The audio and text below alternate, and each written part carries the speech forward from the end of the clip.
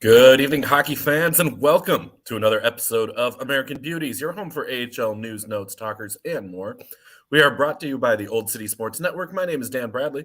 Alongside me tonight, as always, Sam Wismer. Sam, how you doing tonight, my friend? Well, after the adventure I had today on Twitter, I'm great. Oh yeah, it's been a wild day. I, for one, am just struggling all over the place today. Um, been fighting some sickness for the past few days. So I'm sure I sound great on the audio right now. You Couldn't sound beautiful. couldn't read the right room for us to enter to go live because we have multiple shows set up on StreamYard, and so of course I didn't jump into the right one. My computer had to update like at 8:27, and I'm going, it says approximately 3 minutes, like this is going to be close. But we made it. We're here. We're live. And we're going to have a great show tonight. So let's go ahead and jump right into it. Yeah. Right off the top of the show, Sam, you want to take this one? Okay. Little point of pride for you here. I cried writing this out this morning. I bet you did. So Lehigh Valley Phantoms / Flyers goaltender Sam Ersson got his first NHL shutout last night in only his fifth start. Ersson was recalled to the Flyers during Carter Hart's injury, and he is kept up there while Felix Sandstrom is in Lehigh working on a conditioning loan. Sam, I'm proud of you. You really kicked ass and you deserved it. Yeah, big win for Sam. Big win for the team. Big win for Sam, of course, who has been following his career for how long now. The kid had a year-long injury, if you want to call that. He tried to restart 3 times last season, and finally on the third try, it was, I believe, like the second period, he went out and Lappy was like, "That's it. Like I'm pulling you. You're done because you can't recover." He had a groin injury, and it actually did require surgery over the summer. So, to see him come from where he was barely last season to now, I'm very happy for him. Now, granted, who knows how long he'll be up there? Who knows what the Flyers' plans are right now with Sandstrom? But yeah, I'm really proud of him. Yeah, made 28 saves in the win, 4-0 win for the Flyers over Buffalo. And Buffalo, a team that I think a lot of people, myself included, kind of slept on this year with how good they were really going to be. Listen, And it feels like Buffalo has kind of turned it on here over the last couple of weeks. There's one name for Buffalo, and that is it. It's Tage Thompson. Yeah, Tage Thompson has been having a phenomenal season that, again, beyond what I think anybody expected. But really, as a team, you're getting 41-year-old goaltender Craig Anderson stopping 38 shots. Stopped 38 shots, I think, was the total during the game. It was either he had 38 saves or he had 38 shots against. Either way, something like that. For a goaltender that late in his career to still be your everyday starter and you're a team with a winning record, you're doing something right in that mix. So Buffalo, team on the rise. Rasmus Dahlin as well, having really kind of a breakout season defensively. And like we talk about on the show all the time, the patience as you're waiting for these prospects to develop. Dahlin in particular has really come into his own this year. So as far as I'm concerned, I mean, that's a good Buffalo team that the Flyers beat last night. Big win for Sam. So we want to shout that one out here as well. Not for anything here, but half these names we just said, Dan, where did they start? Oh, you mean like the AHL? Yeah. Isn't it funny how that works? But yeah, no, seriously, Sam deserved it. And I really honestly cannot be any prouder of him right now. Yeah, that was a big win, big game, and we wanted to get that one out of the way early in the show. That might be Sam's player of the week, but then we've got to get to our overall player of the week. And this week's player of the week was Toronto Marlies forward Bobby McMahon. the Howie's Hockey Tape AHL Player of the Week. I love Howie's for pretty much everything that they come out with. They have scented candles that Howie's puts out that are no, they don't like smell like locker room or anything like that. Also, Howie's, if you're looking to sponsor an AHL show, give us a call. We would love to partner with Howie's, but yeah, they rock. But Bobby McMahon rocks too. 3 goals, 3 assists for 6 points in 3 games for Toronto last week. Tuesday evening, goal and 2 assists, his first 3-point game in the AHL. Led the Marlies to a 5-4 overtime victory over Utica. Picked up another assist as Toronto defeated the Phantoms in a shootout. And then on Sunday, scored twice again for a 4-2 win over Laval. Hey, that was a very hard-fought game by my boys, all right? I'm sure it was. That's why I kind of lowered my voice a little, and sorry, Sam. But yeah, shootout game. And again, 6 points in those 3 games. Sam, what else can you tell us about Bobby McMahon? See, words are hard tonight. Everything's hard tonight. So he's in his 3rd year. And for basically being in your 3rd year, he has scored 8 goals and 7 assists for obviously 15 points. If you do the math, I can't math. So, in 17 games. So he's only played 17 games. He also finished 2nd on the Marlies last season with 24 goals, and he set a franchise rookie record and compiled 34 goals and 20 assists, obviously in 99 career games in the AHL. And he went to Colgate University, and he signed a 2-year contract with the Maple Leafs last April. I'll tell you what, 8 and 7 for 15. That's cribbage math. That's the very little bit of math that I'm good at is when I don't math. I never math. Even when I was a kid, I didn't math. I hate math.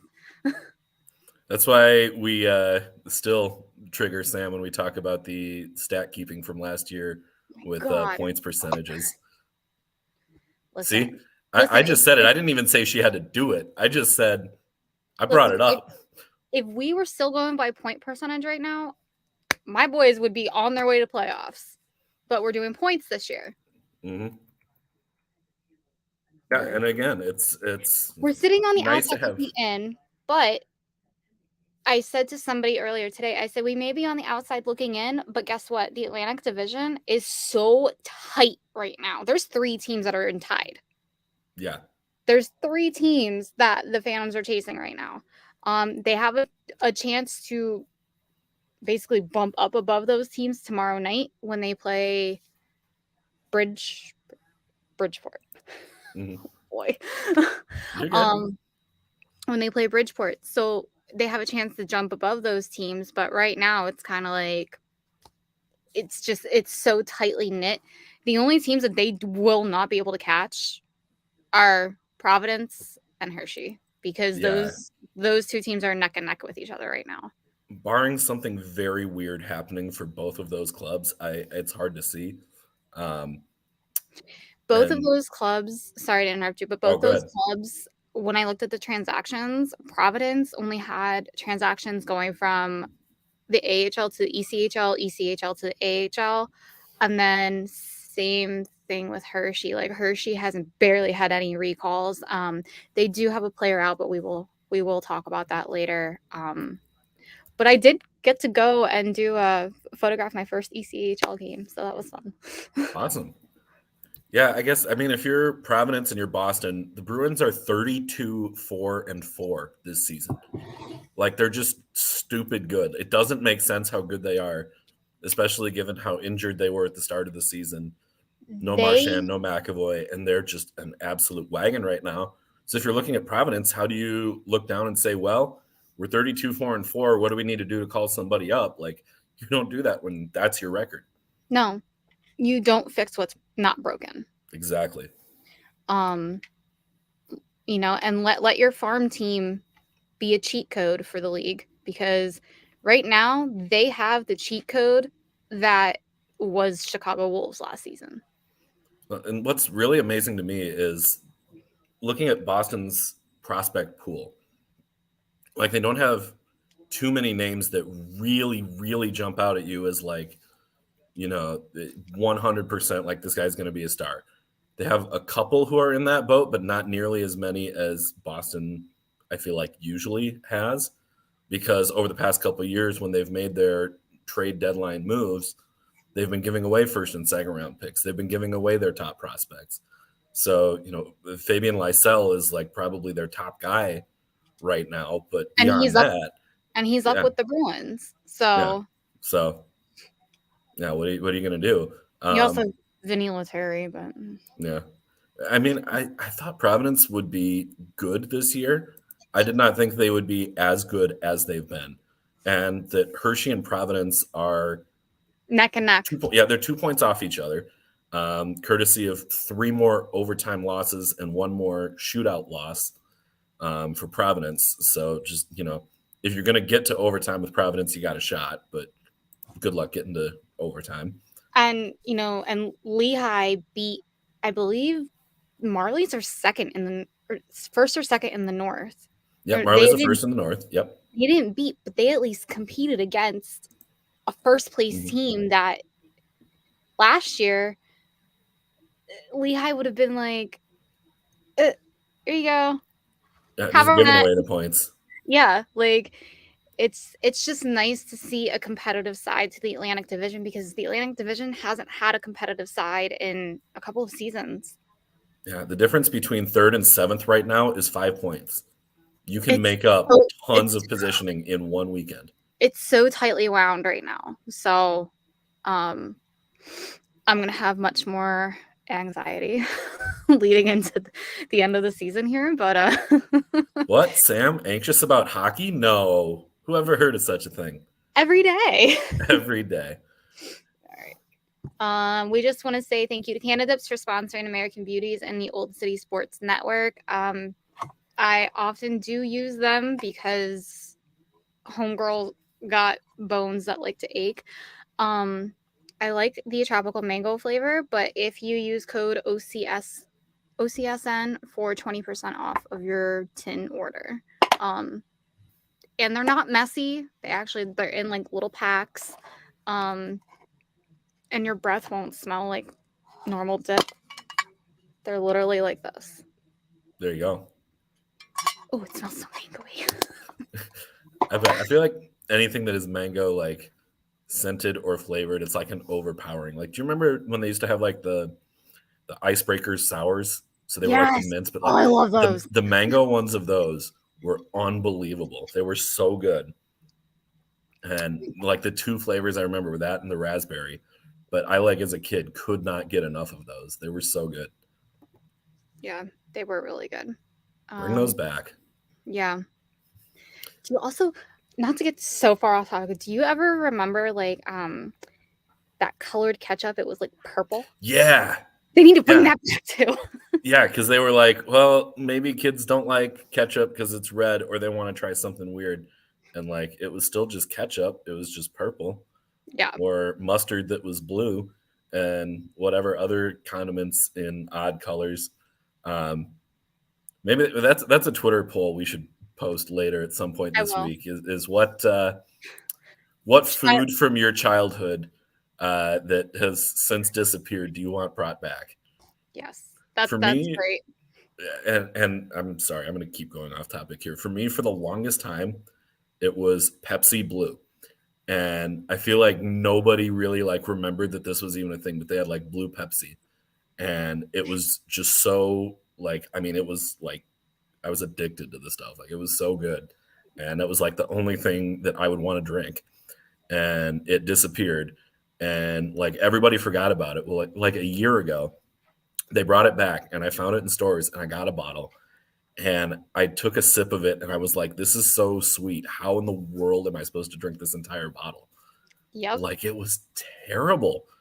And I had just hyped all of this up from my childhood only to realize, like, oh, you didn't like this. You just liked all of the sugar. Yep. So that was a but you know who's painful you're a grown-up now moment. Yeah. Definitely. I've had a couple of those moments this week. You know who's not going to remember any of that? These prospects. Mm-hmm. Yeah, I mean, These are shoot, literal children. a lot of these players that are in their draft +1, +2, maybe +3 year would not remember a lot of the stuff that we just talked about. They would have been too young. Listen, my 12, sorry, she's not 12 yet, my almost 12-year-old niece said, I told her, I was like, Netflix used to send out DVDs, right? And she goes, Mhm. what? I was like, yeah. She's like, no, that's not. I said, yes, it is true. At least she didn't say what's a DVD, because I feel like that would have really been a This gut is punch. Skylar Walker. Woot woot. Sweet. Thanks for tuning into the show. Yeah, we wanted to kind of talk a little bit this week about what makes a player ready and ready for that advancement to the NHL. We've kind of touched on this from a few different angles this year, but really wanted to um, bring up a few different points that we haven't totally hit on. And especially as we hear, you watch the type of World Juniors tournament that Shane Wright had, and Or even and Cutter Connor Gauthier. Bedard, yeah, Gauthier, yeah, like all these guys, like having good World Juniors tournaments, or they are playing well, collegiately, or they're playing well wherever. But the NHL really is not your development league.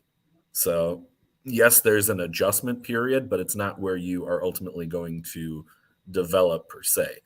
You need the ECHL, the AHL, college, juniors, whatever. Um, so we wanted to kind of take a look at that and come up with some things that really make a prospect ready. And I think the biggest thing for me that it comes down to was consistency. Whatever your um, whatever your role is with the team, whether you're you're only going to score 5 goals and 15 points for us this year, but you're going to go out and get 3 hits and 2 block shots a game, or um, we don't necessarily need you to put up 60 points, but we need you to play excellent defense in our own end and start the breakout as a D-man. Knowing what your role is within the team and being consistent within that role. To me, that was one of the big ones that I thought really stood out. And we've got a few. Sam, for you, what was the big one that for you you thought was one that is a good indicator of is a player ready? I mean, consistency. I think that's what the parent clubs look at is just a player being consistent. With me being with Philly, very sensitive fan base right now because of everything that's going on. We're not doing well. We haven't done well for a very long time, and you finally have these prospects that show promise. And I get questions all the time. Well, why isn't this one called up? Why isn't this one called up? How's this one doing? Mhm. And I tell them, well, this one's on the fourth line. It has been scratched a few times, not really being consistent.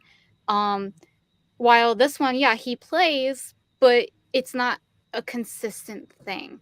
So I think being consistent, not going like 6 or 7 games without an assist or a goal or anything like that. I don't know if teams are looking at that or if they're looking at how the player is actually playing. Um, and then another thing, being coachable.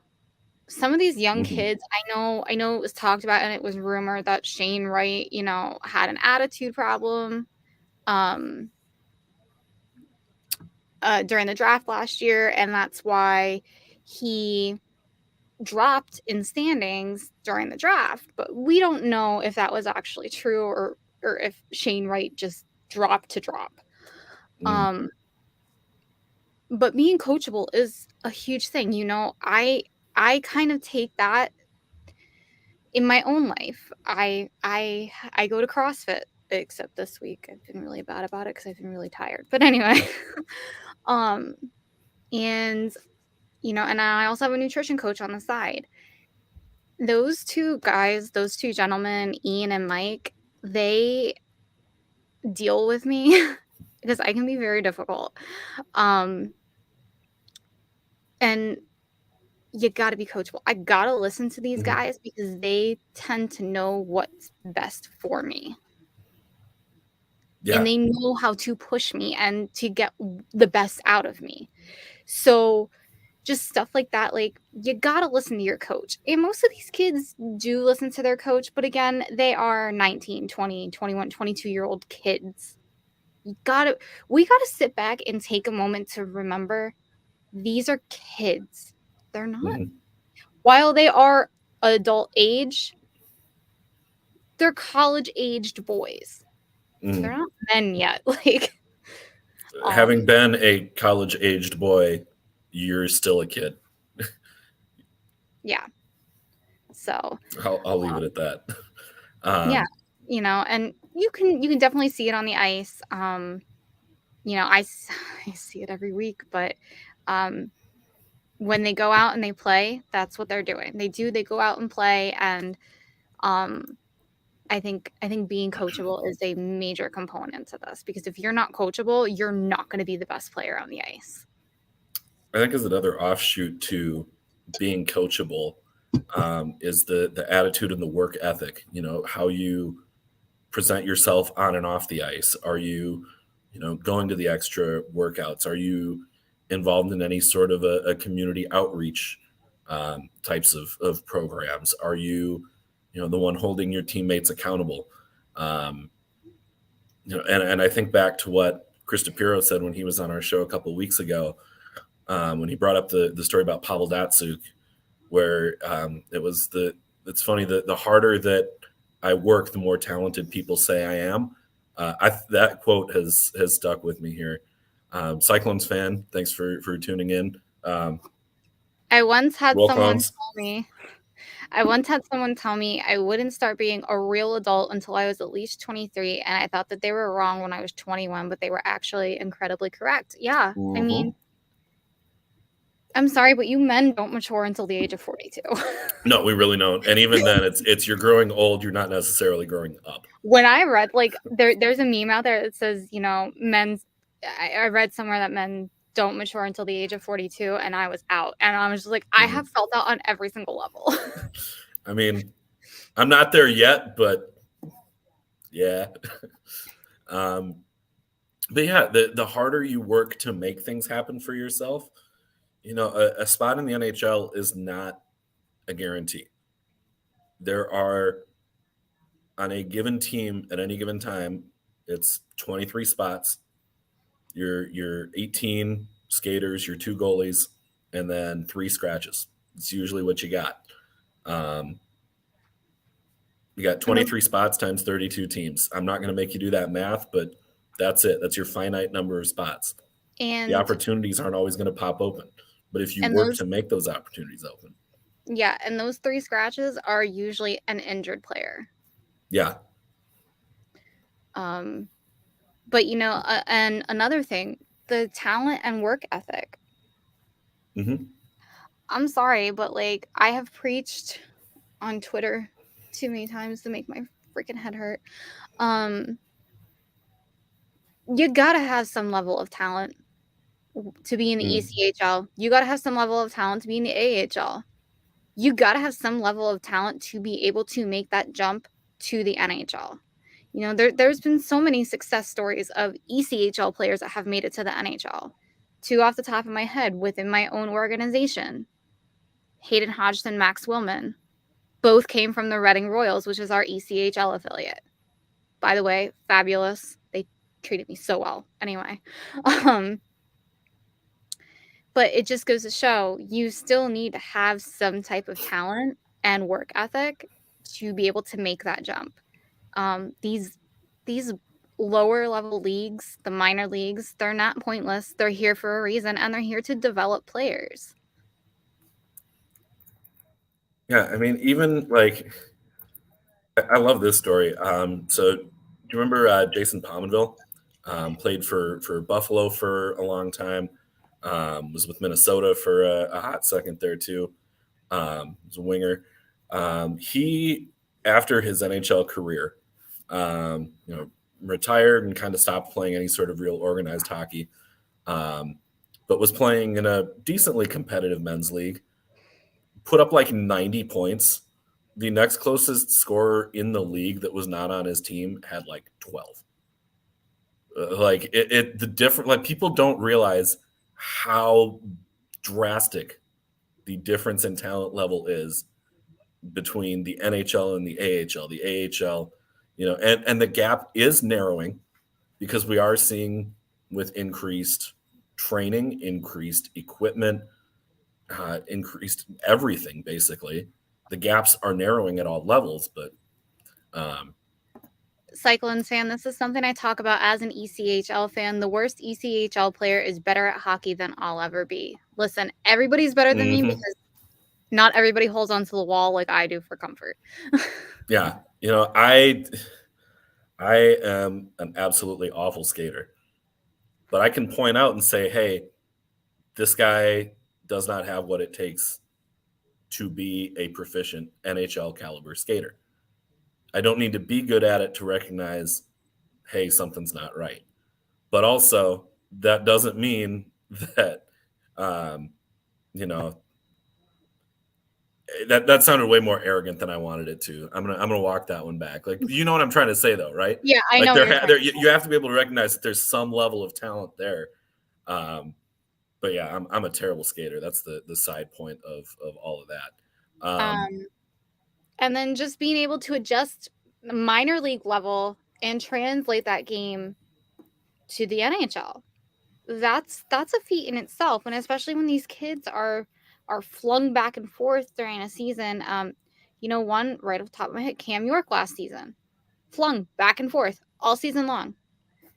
And I even asked him at one point. I said, Cam, I was like, what's the difference between you having to adjust your play? And he goes, the speed. He's like, the speed of the game is just so much different than just saying, oh, okay, I got to go back to Allentown.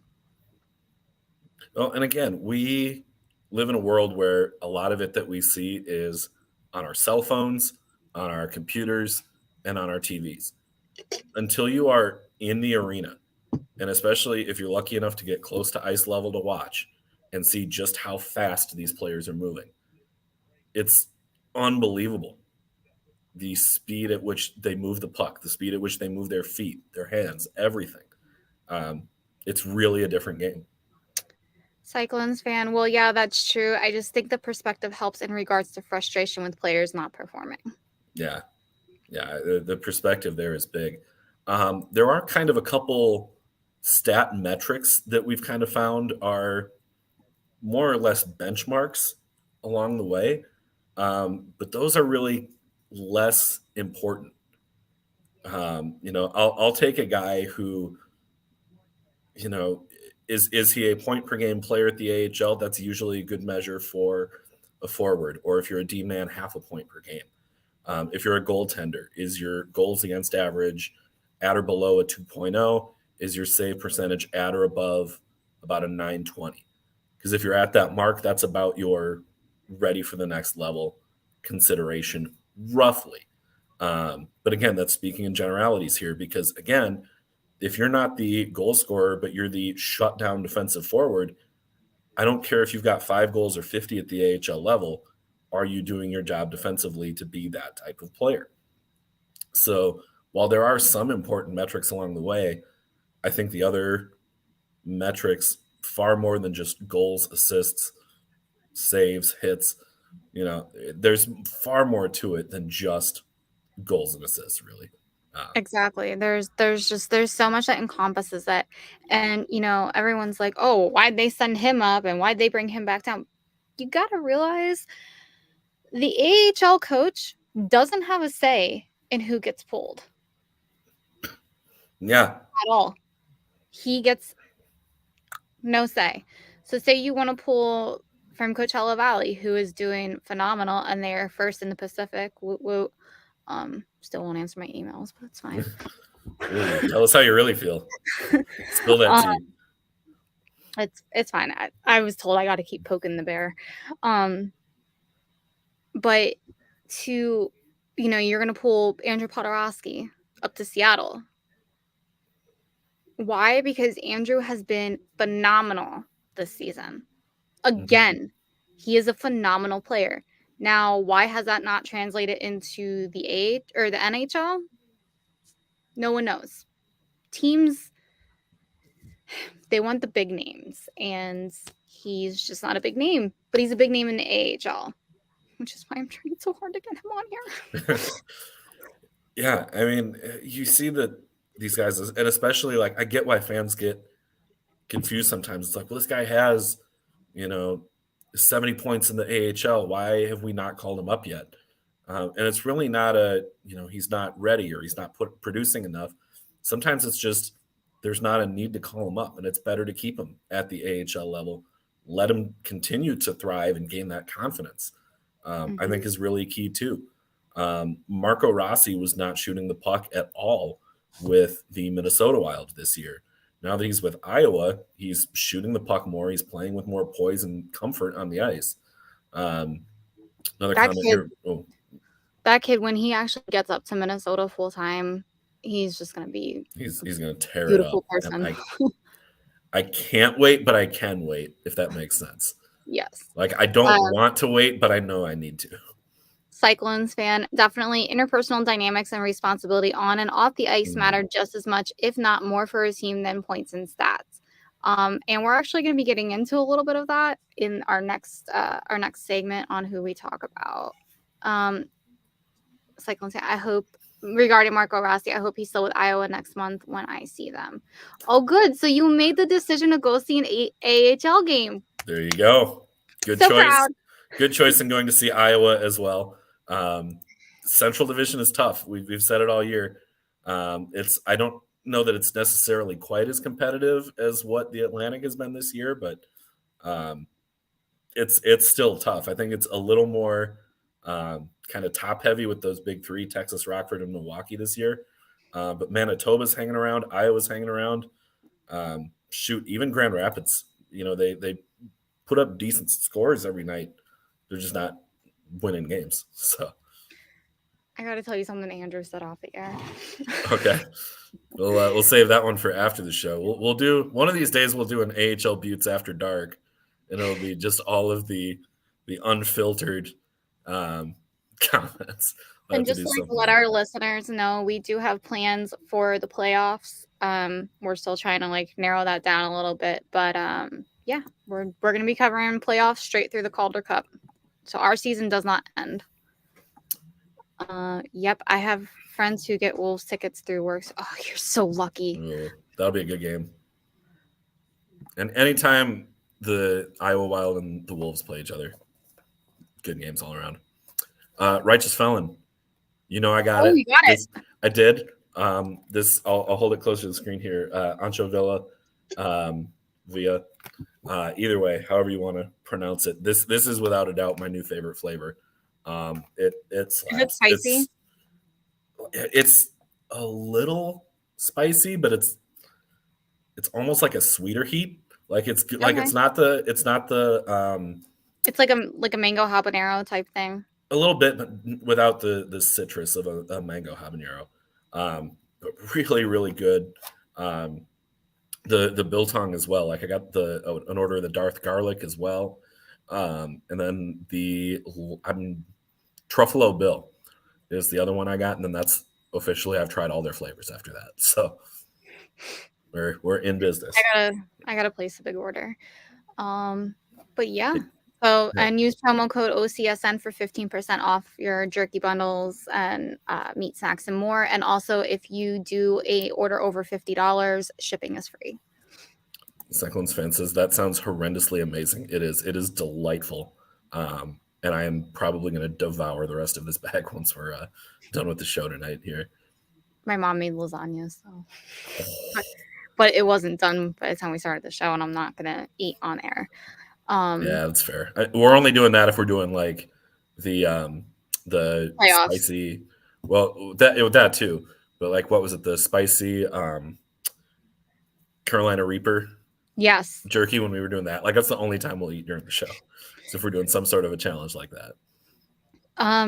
Someone who really isn't all talked about that much, but really presents a big presence in the Atlantic on his own team and in the Atlantic Division alone is Mr. Andy Andreoff. I'm familiar with him. He's a great player. Loved him when he was with Lehigh. But there's just talk of him being a leader off and on the ice. Going back to our conversation before, how just players need to have that responsibility.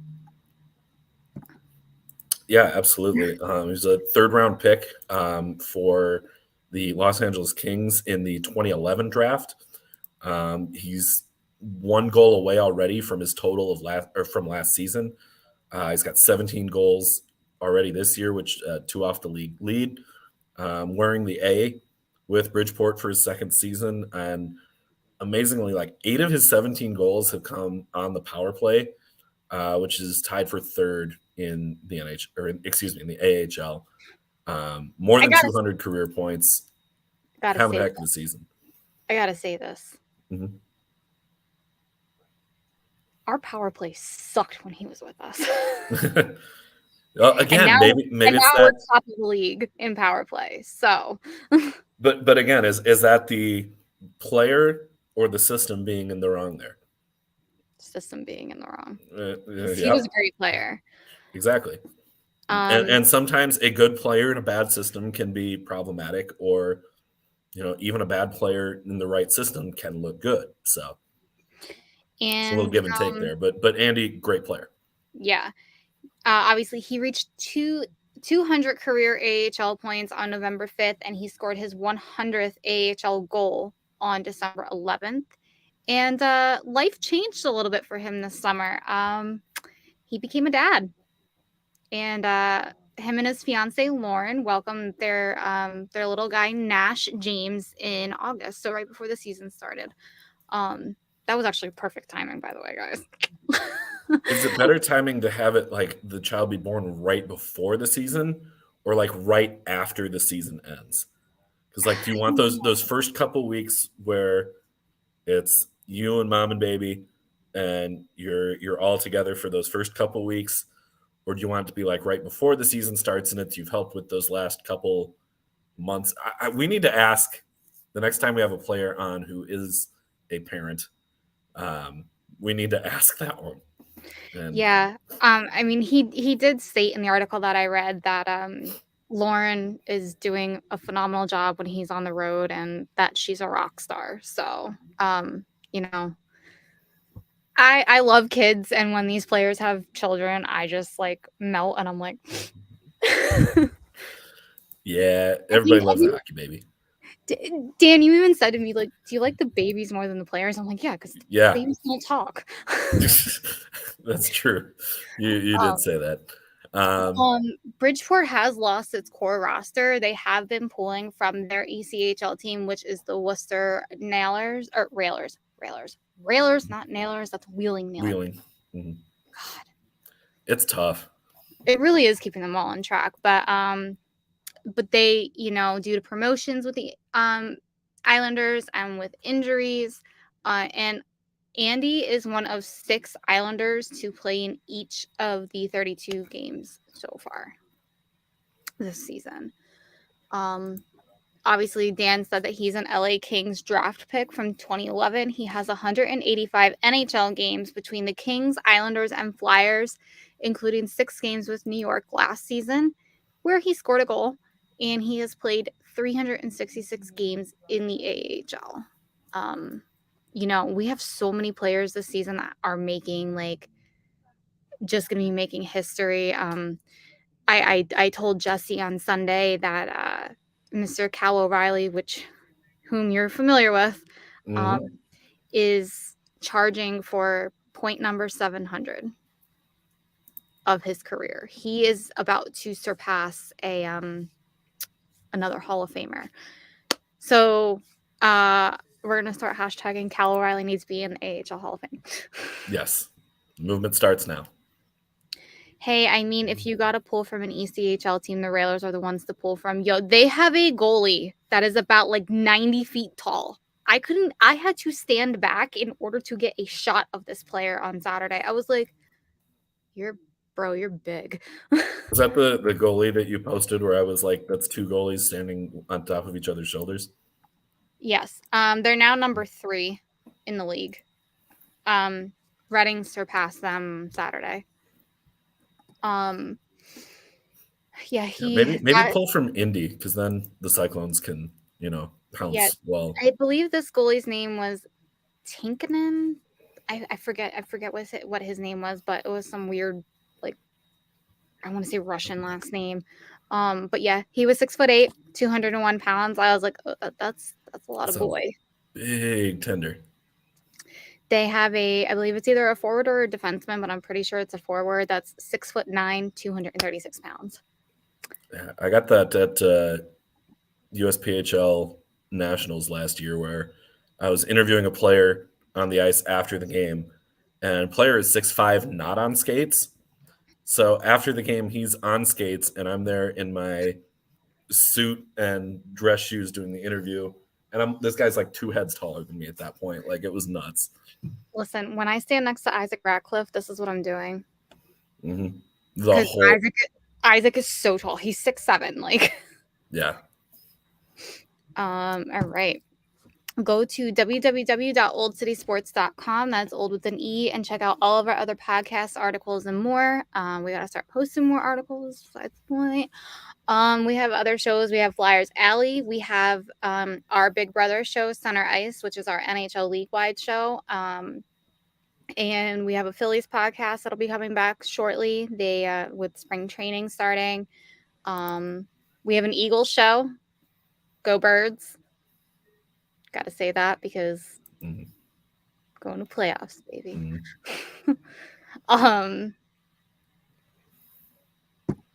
Cyclones captain, I don't know how to say that name, is 6'6" without skates. It's wild. Yeah, it's crazy. And then this segment is brought to you by Neshaminy Creek Brewing. Visit www.neshamonycreekbrewing.com and check out their awesome beers, merch, and much more. Yeah, they have really good beer. I can't wait for their springtime beer to come out because it was delicious last year, and I hope they bring it back. Spring and early summer beers are just so much fun. All right, so this Call up, next send out. All right. You got some feelings on this one, Sam? Yeah, especially that last one. Felix Sandstrom, Flyers to the Phantoms on a conditioning loan. Mr. Bobby Brink. So excited to see him play Friday. Hopefully he plays Friday. He was moved from injured reserve to active roster, and he scored a goal in his first game back.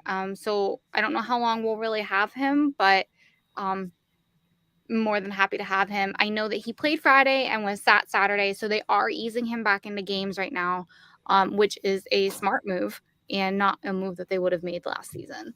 A guy who has graciously given us his time, Zane McIntyre, went from Minnesota. He was called up to Minnesota, and then he was brought back to Iowa. Yeah, they had a bit of a goaltending situation where Fleury was a little banged up, and it sounded like Gustafsson was getting sick. So called him up as a precaution, get him ready to go. But he didn't get a start, did he? Didn't get to play.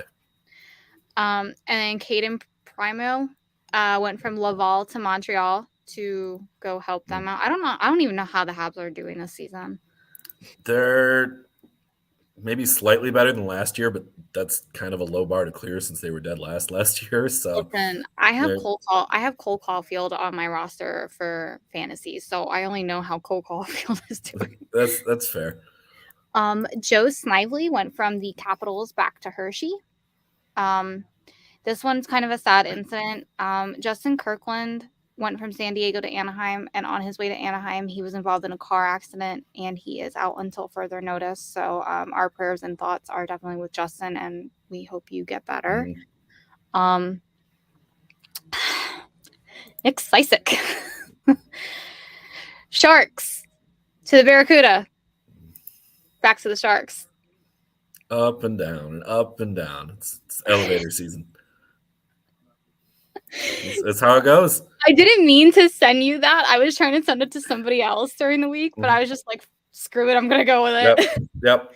Yeah, it's that time of year. I love Nick Sisek. He's a great player, a great defenseman, and yeah, he's just absolutely killing it. And we're gonna leave it at that. Chris Tierney went from Charlotte to Florida, so he's up in Florida right now. Shane Wright, my poor guy. Shane Wright, and this is more of an age and league rule thing than it is anything else. It's not anything to do with Shane's performance rate, and in any game that he's played in, this is just more of he had to go back. He went back to the OHL, and he went back to his home team, which was the Kingston Frontenetics, and then he got traded to the Windsor Spitfires from, I think it was either 6 or 9 picks.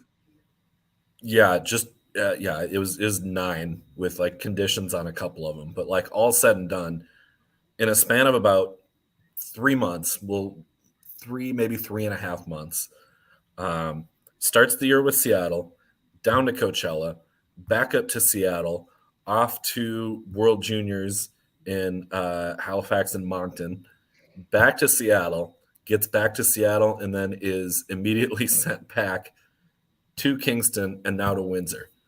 That all in a span of 3 months. It's crazy. Is insane. And people are going, well, why isn't this kid ready to play at the NHL level? Look at all of that movement. And like, he played really well at World Juniors. He played really well at the AHL level.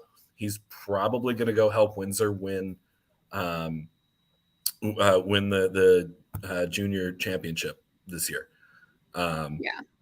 Which is going to be nuts, because some of these other trades as well, like Olin Zellweger got involved in a trade for like 7 or 8 picks, and just all sorts of back and forth. Like, it's insane how much these teams have moved picks. But their trade deadline is over, so right. So right, we'll stay put for at least a little while. Yes. And Sam Honest underwent successful abdominal surgery either yesterday or today. I forget which one that Hershey said, and he is out indefinitely. Obviously, abdominal surgery, you're not going to want to come back immediately. And then Philippe Hollander is out due to a scary fall that he took in Friday's game against Charlotte. I watched that fall, and it was kind of terrifying to watch.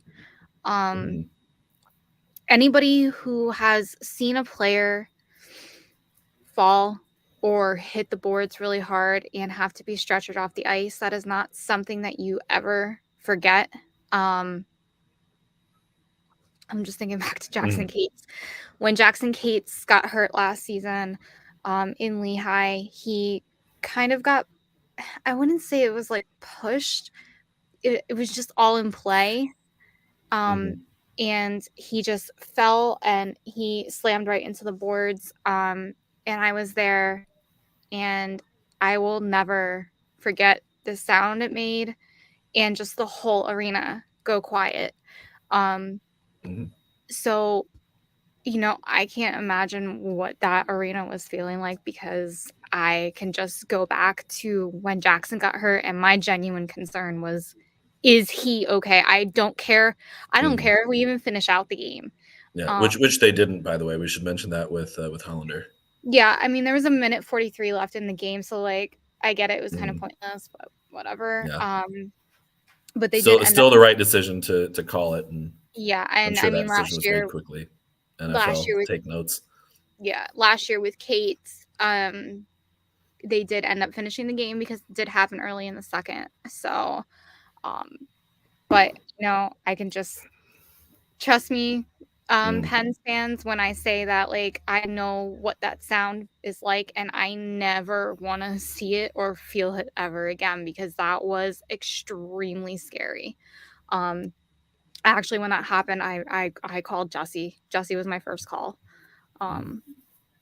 But yeah, I think that's one of the things that, in particular with hockey injuries, is so frustrating, is when it's so serious, but it's something that happened as a normal part of the game where something went weird, but Yeah, and like it was still a normal play. Because like on the Hollander play, he just he's coming fell. into the zone pretty fast, and he got checked, but it wasn't it was 20 feet from the boards. He's out in front of the crease, but was going so fast that he had no real way to position himself before a crash into the boards. And the referee, to his credit on the play as well, immediately blew the play dead when he saw Hollander didn't move after going into the boards. Immediately arms up and he's signaling for the trainer to come out because he knew right away. So especially when it's a potential head or neck injury, that time for trainers, paramedics, whatever, to get out there, every second counts. So, credit to the referee and hoping that Hollander's okay. Yeah. He is home. He is resting, so at least that's good. But again, I know what it feels like to be sitting in your seat and have that happen. It's not a good feeling, and I just remember crying. I was like, I just hope Jackson's okay. And then one last send up call down here. Might Alex, make you cry for a different reason. Alex Line is recalled to Florida due to a Spencer Knight injury, which they just said Spencer is not 100%, and we don't know if it's upper or lower body. So I'm gonna be on a plane to Florida. Let me tell excuse me. Let me tell you, having Spencer Knight on my fantasy team has been frustrating this year. It's hurting you, buddy. It's hurting me. It really is. I love him. I know he's going to be good. I know he has been good and will continue to get better. But man, this has been a rough year to have Spencer Knight. Norse Beards. Visit www.norsebeards.com. Enter promo code OCS for Old City Sports. That'll get you 25% off of your Norse Beards products. All right. We have something for disciplinary report. Well, after asking for something last week when we didn't have anything, now we got they really we got a big old brouhaha with this one. I'll take LaFontaine. Syracuse Crunch goaltender Jack LaFontaine. Oh, Laffy. Has been suspended for 6 games. And forward Jamel Smith has been suspended for 3 games as a consequence of their actions at the conclusion of Syracuse's game versus Rochester on January 7th. LaFontaine was suspended under the provisions of AHL Rule 70.10 after receiving a game misconduct for leaving the player's bench during an altercation. He has already served 1 game of his suspension and will miss Syracuse's games Friday, January 13th versus Laval, Saturday, January 14th at Lehigh Valley, January 16th versus Utica, January 18th at Wilkes-Barre-Scranton, and January 20th at Utica. Bro. Yeah, that was a really weird situation. And You're I know a goalie. the AHL has those rules where it's an automatic deal. I think part of the issue here was because LaFontaine had been pulled for the extra attacker, that's why he was on the bench. Hauser was ready to go out there as well for Rochester. I mean, they were fired up. Everybody was, but it was because LaFontaine had left the bench because he had previously been pulled. He doesn't get to count as someone who already would have been on the ice. So frankly, I mean, if he had been on the ice at the end of the game and skated the length, maybe a game or 2, but it bumps up to that 6 because he was on the bench. Subban didn't have anything out of that, which it was a little surprising to see when I saw LaFontaine had 6, but then I saw why it was. It was, he left the bench. That makes way more sense, and that Subban didn't get anything out of that. Mel Smith as well, getting 3 games for physical abusive official, which is a Category 3 offense, AHL Rule 40.4. He's already served 1 game of his suspension. He'll miss Friday against Syracuse, or he'll miss Syracuse's game Friday against Laval, and then Saturday at the Phantoms. I need a Hauser goalie fight, please. Yeah, I kind of want it to. but also I don't want it to result in a suspension, and it probably would. Because if Hauser's fighting, everybody else on the ice was fighting first. That's just how goalie fights go. Goalies don't just meet at center ice before something happens. It's got to be after. And the Reading game that I was at on Saturday, there was a fight like right at the end, and I don't even know if you want to consider it a fight, but whatever. It got the crowd pumped up. That was brewing since the very first minute of the game. Mm-hmm. Words were said. I was standing right there. I was like, oh God, there's going to be a fight. I don't know when there's going to be a fight, but there's going to be a fight. And sure enough, I was like, yep. By the way, I'll save you the trouble. If you wanted to go back and look for the videos of the incident at the end of the game, it looks like AHL TV has cut certain angles out of the footage. So they have the live as it happened, and that's the only angles they show. They don't show any other angles, so you can't necessarily see the abusive official. It's kind of in the middle of a scrum, so I don't know what exactly happened there, but they did say physical abuse versus verbal abuse. So it was some sort of content rather than what he said. So AHL TV gets terrible angles sometimes, but yeah.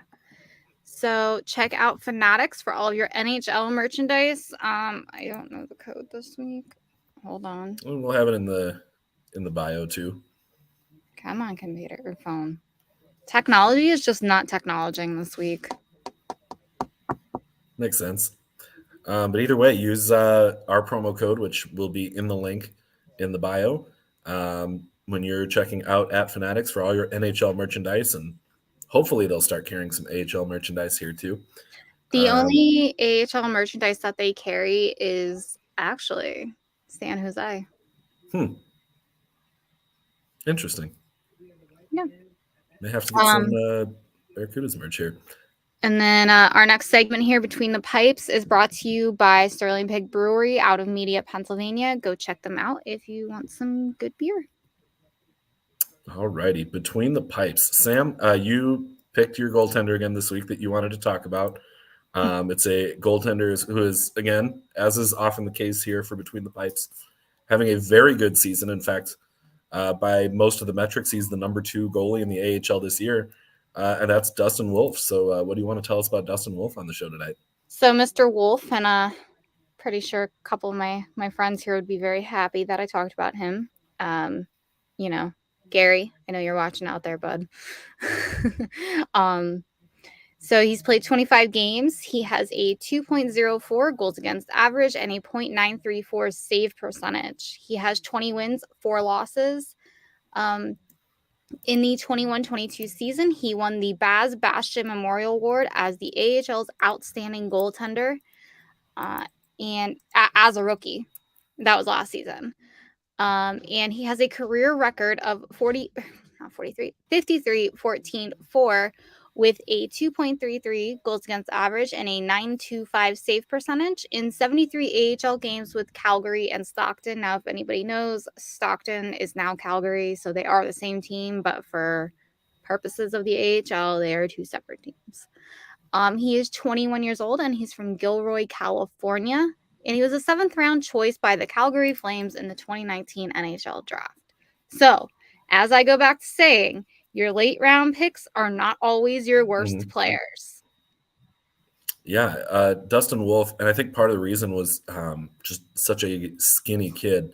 Currently is 6 foot even, 174, but was at 150 something about a year and a half ago. Whenever that measurement came up, saw that one as well out there. So starting to bulk up, but that's probably why, there are still some organizations, and I don't know if Calgary is one of them. I don't know at all really if other teams see it this way, but there's still kind of a mindset that you have to be big to play hockey.